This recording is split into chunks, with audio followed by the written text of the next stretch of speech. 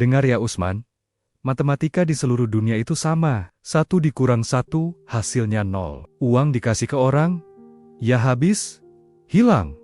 Bukan bertambah. Teriakan itu menggema di ruang kerja mewah yang dingin. Pak Burhan, bos properti yang hartanya triliunan, membanting kalkulator emasnya ke atas meja, tepat di depan wajah Usman, sopir pribadinya. Wajah Pak Burhan merah padam, urat lehernya menonjol. Ia baru saja mendengar permintaan konyol dari Usman, meminjam Rp500.000 untuk menyumbang renovasi masjid yang atapnya bocor. Bagi Pak Burhan, ini adalah penghinaan terhadap akal sehat. Bagaimana mungkin sopir bergaji UMR yang motornya saja sering mogok mau menyumbang masjid? Usman menunduk. Tangannya gemetar memegang topi kumalnya. Namun, ia memberanikan diri menjawab dengan suara pelan tapi tegas. Maaf Pak, tapi saya yakin matematika Allah beda. 1 dikurang 1 untuk sedekah, balasannya 10 Pak. Harta tidak akan berkurang karena sedekah. Mendengar itu, Pak Burhan tertawa keras. Tawa yang penuh kesombongan dan meremehkan. Hahaha, teori orang miskin, ejek Pak Burhan sambil menunjuk wajah Usman. Kalau teorimu benar, kenapa kamu masih miskin? Kenapa saya yang kata orang-orang pelit ini malah makin kaya? Karena saya menumpuk Usman, bukan membuang. Lihat gedung ini, lihat mobil di garasi, semua hasil menumpuk, bukan hasil sedekah. Pak Burhan membuka laci mejanya, mengambil amplop gaji Usman, dan melemparkannya ke lantai. Ambil gajimu. Jangan harap saya kasih pinjaman buat hal gaib. Dan, dengar baik-baik, besok, saya akan cairkan uang tunai 10 miliar untuk investasi money game dengan bunga 20%. Itu baru cara melipat gandakan uang. Belajar dari saya kalau mau sukses, jangan belajar dari kotak amal. Usman berjongkok, memungut amplop gajinya yang tergeletak di dekat sepatu mengkilap bosnya. Hatinya perih. Bukan karena dihina miskin, tapi karena melihat bosnya begitu tersesat. Dalam hati Usman berdoa, Ya Allah, sadarkanlah Pak Burhan sebelum hartanya menjadi api yang membakarnya sendiri. Sahabat, sebelum kita melihat bagaimana Allah membalas kesombongan Pak Burhan, mari dukung kebaikan dengan menekan tombol like. Saya doakan dengan tulus bagi sahabat yang sudah like dan subscribe. Semoga Allah melunasi semua hutang-hutang kalian tahun ini dan menjauhkan keluarga kalian dari bahaya riba. Amin ya Robbal Alamin. Keesokan harinya, Pak Burhan membuktikan ucapannya. Pagi-pagi sekali, ia benar-benar mencairkan aset likuidnya senilai 10 miliar rupiah. Dengan jari-jari yang gemetar karena antusiasme, ia memindahkan dana raksasa itu ke sebuah platform investasi luar negeri yang menjanjikan keuntungan bunga atau riba yang sangat besar setiap bulannya. Pak Burhan menyandar puas di kursi kerjanya. Ia merasa jenius. Ia membayangkan uangnya beranak pinak tanpa ia perlu berkeringat sedikit pun. Dalam benaknya, biarlah orang bodoh yang bekerja keras, orang pintar membiarkan uang yang bekerja. Siang harinya, Pak Burhan meminta Usman mengantarnya meninjau proyek bangunan baru. Di tengah perjalanan, mobil mewah Pak Burhan berhenti karena lampu merah. Di trotoar yang panas berdebu, terlihat pemandangan yang menyayat hati. Seorang ibu tua pemulung duduk lemas bersandar pada karung goni. Wajahnya pucat pasi, bibirnya kering pecah-pecah karena kehausan dan kelaparan. Tanpa berpikir 2 kali, Usman yang sedang menyetir langsung merogoh saku celananya. Ia mengeluarkan selembar uang Rp20.000. Itu adalah satu-satunya uang yang ia miliki hari itu. Jatah untuk makan siangnya di warteg nanti. Namun, rasa iba mengalahkan rasa laparnya. Usman membuka kaca jendela, lalu mengulurkan uang itu kepada si ibu tua. Ibu itu menerima uang tersebut dengan tangan gemetar. Matanya berkaca-kaca, dan bibirnya tak henti-hentinya mengucapkan terima kasih, serta mendoakan kebaikan Usman panjang lebar. Melihat kejadian itu dari kaca spion, Pak Burhan mendengus kasar. Ia menggelengkan kepala, merasa heran dengan kebodohan sopirnya.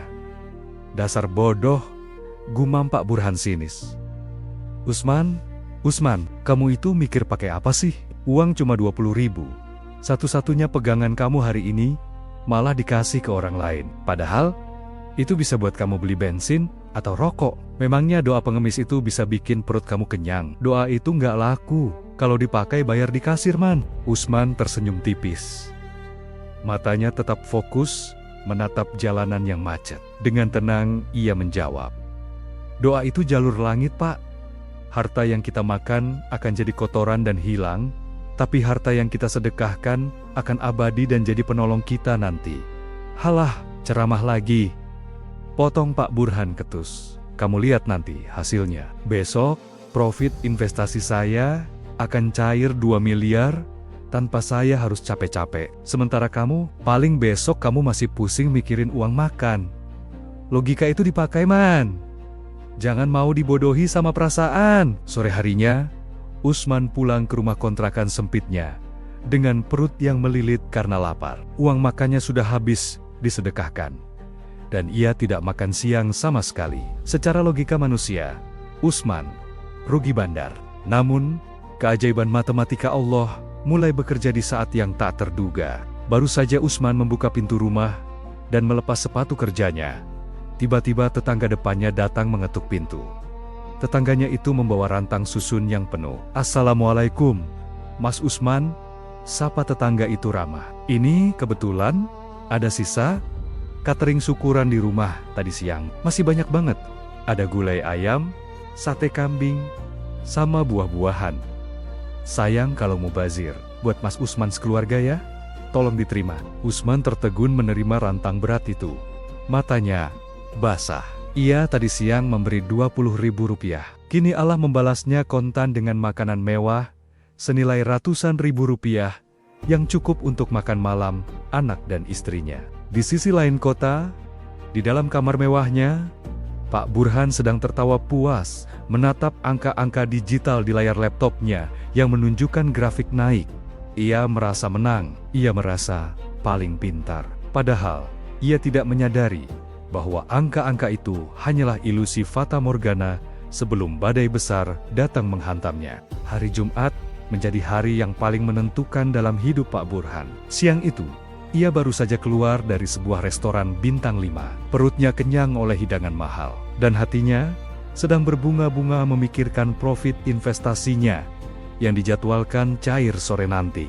Ia berjalan menuju mobil mewahnya dengan langkah angkuh.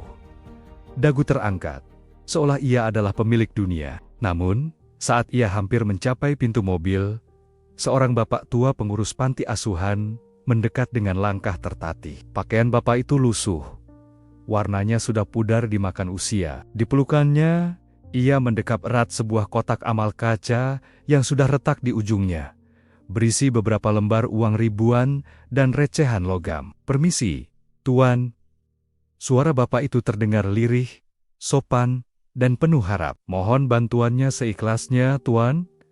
Anak-anak panti kami sudah 2 hari kehabisan beras. Rp1.000 pun sangat berarti bagi mereka untuk menyambung hidup." Pak Burhan, yang sedang sibuk menempelkan ponsel di telinga membicarakan bisnis, merasa sangat terganggu. Langkahnya terhalang oleh tubuh renta itu. Ia menutup teleponnya dengan kasar, lalu menatap bapak tua itu dengan tatapan nyalang penuh kebencian. Bagi Pak Burhan, orang-orang seperti inilah benalu ekonomi yang ia benci.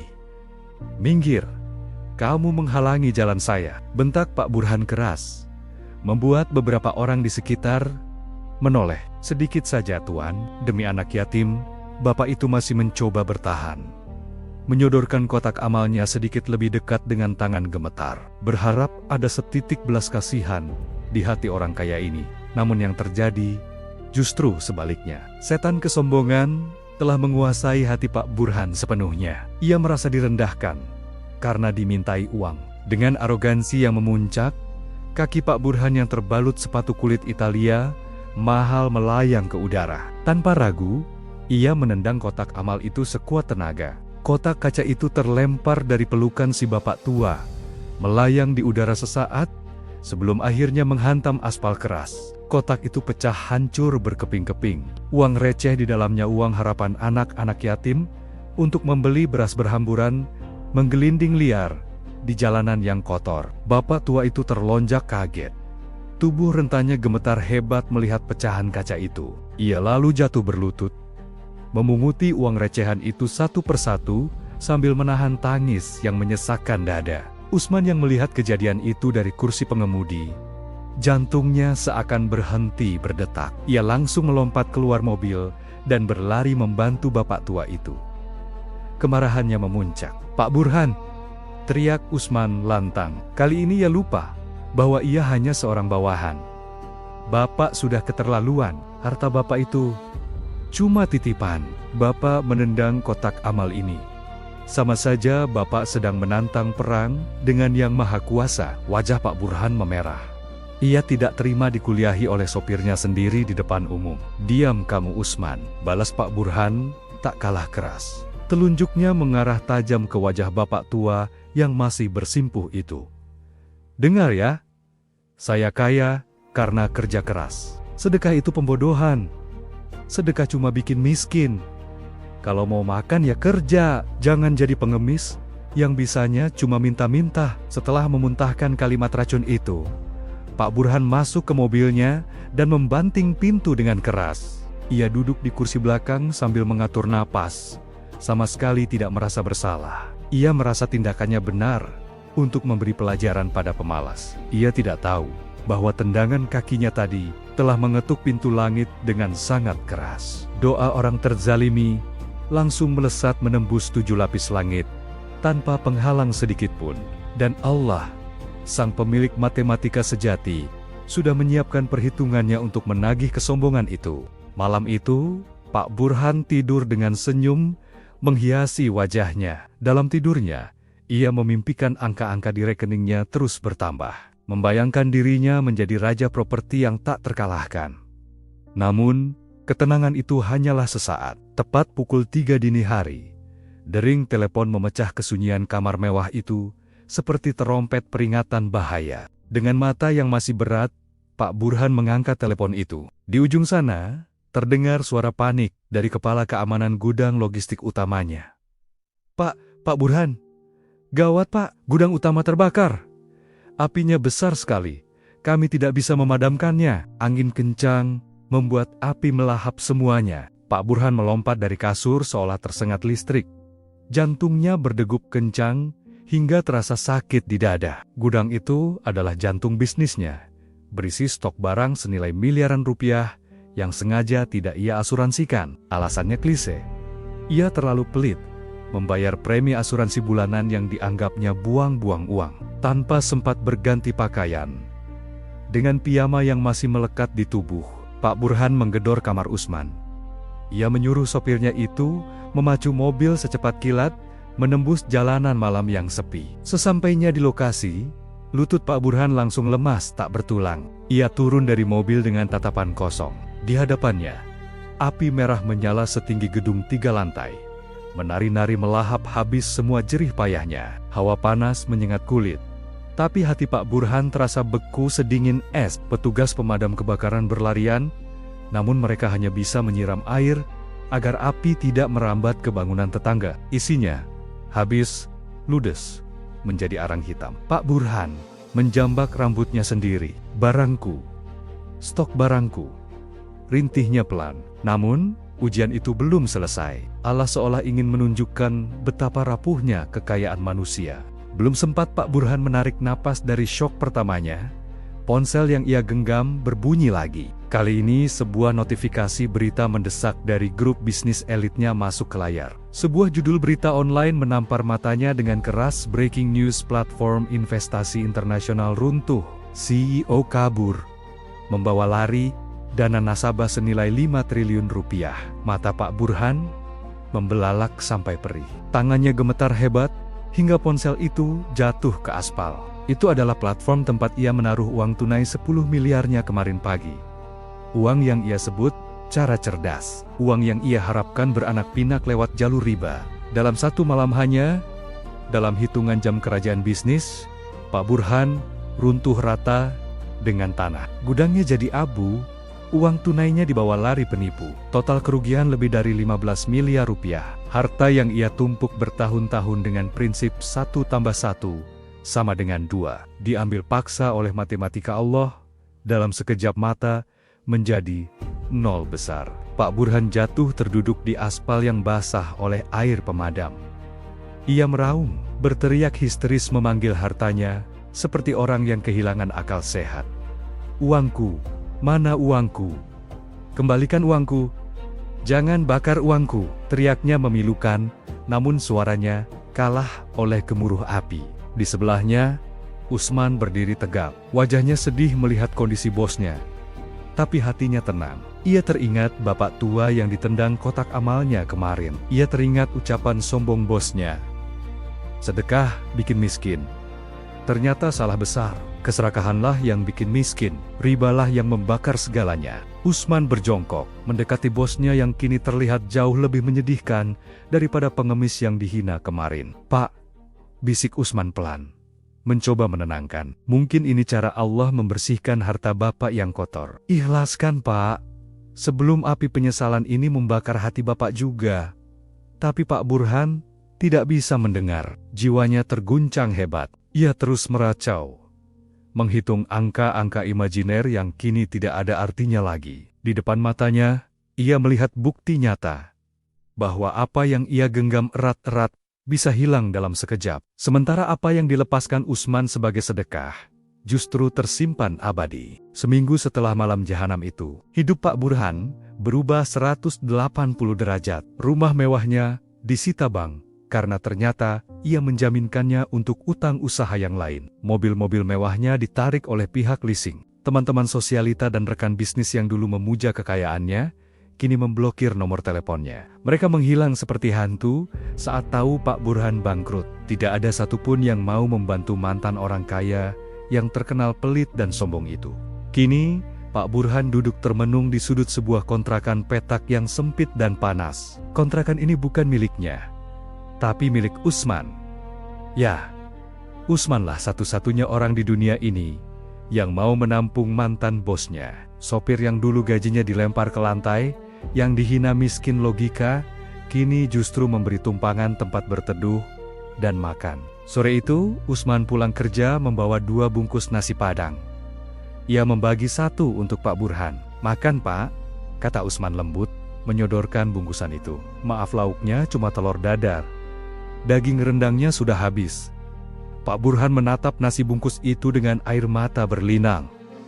Tangannya gemetar saat menerimanya. Dulu, ia biasa makan steak jutaan rupiah dan membuang sisanya tanpa rasa bersalah. Sekarang, untuk menyuap nasi berlauk telur saja, ia harus bergantung pada belas kasihan orang yang dulu ia rendahkan. "Usman," suara Pak Burhan serak. Bahunya berguncang menahan tangis yang akhirnya pecah. "Kenapa kamu menolong saya? Saya jahat sama kamu. Saya hina kamu. Saya tendang kotak amal itu. Seharusnya kamu senang melihat saya hancur dan melarat begini. Seharusnya kamu tertawa." Usman tersenyum. Senyum tulus yang memancarkan kekayaan iman di hatinya. Ia duduk bersila di samping mantan bosnya. "Pak," jawab Usman tenang, "dalam matematika manusia, kalau orang jahat dibalas jahat, itu impas. 1 dikurang 1 sama dengan 0. Tapi dalam matematika Allah, kejahatan dibalas kebaikan, hasilnya pahala tak terhingga. Saya tidak mau jadi seperti Bapak dulu, yang menghitung untung rugi sama manusia. Saya sedang bertransaksi sama Allah, Pak." Pak Burhan menangis sesenggukan, menutupi wajahnya dengan kedua tangan. Pertahanan logikanya runtuh total. Ia sadar betapa bodohnya ia selama ini. Ia mengira menumpuk harta 1 tambah 1 sama dengan 2 adalah kebenaran mutlak. Padahal, Allah bisa mengubahnya menjadi 1 tambah 1 sama dengan 0 kapan saja, lewat api dan penipuan. Sebaliknya, Usman yang memberi 1 kurang 1 sama dengan 0, justru hidupnya dicukupkan dan tenang. Seolah hasilnya, 1 kurang 1 sama dengan 10. "Saya menyesal, Man. Saya menyesal seumur hidup."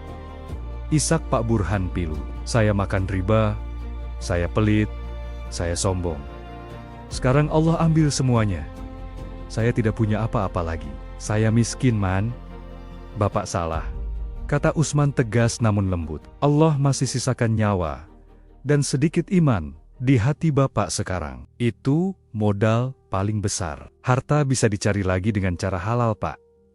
Tapi kalau iman hilang, itu baru bangkrut yang sesungguhnya." Sore itu, di dalam kontrakan sempit berukuran 3 kali 4 meter. Mantan miliarder itu melakukan sholat tobat pertamanya setelah bertahun-tahun melupakannya. Ia bersujud lama sekali di atas sajadah lusuh milik Usman Sajadah yang sama sederhananya dengan kotak amal yang pernah ia tendang. Dalam sujudnya, Pak Burhan merasakan kedamaian yang tidak pernah ia dapatkan di kasur empuk rumah mewahnya. Pak Burhan akhirnya paham, rumah paling mewah bukanlah gedung bertingkat yang ia bangun dengan uang riba, melainkan ketenangan hati yang ia rasakan saat keningnya menyentuh bumi. Matematika Allah tidak pernah salah, hanya manusia yang seringkali lupa cara menghitungnya. Sahabat, kisah Pak Burhan adalah tamparan keras bagi kita semua. Harta yang ditumpuk dengan cara riba dan kikir hanyalah bahan bakar api yang menunggu waktu untuk menyala. Sebaliknya,